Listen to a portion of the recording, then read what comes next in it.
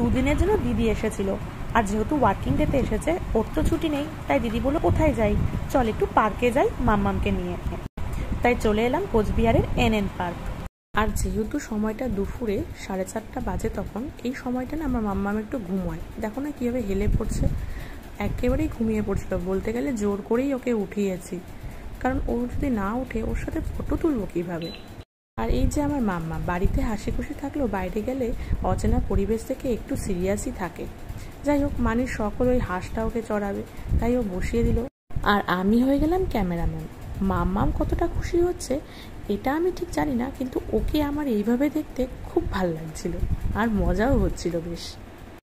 পার্কে চড়ার মতো আর অনেক কিছুই ছিল, কিন্তু সেগুলো আমার মাম্মাম চড়তে পারবে না, তাই ওকে নিয়ে একটু বসে যেগুলো চড়ানো যায় সেগুলো চড়ালাম। দোলনা চড়ালাম, ওর মানিয়ে ওকে নিয়ে দোলনা চড়ালো। তারপর সন্ধ্যা হয়ে গেল আর আমরা ব্যাক করে ফেললাম।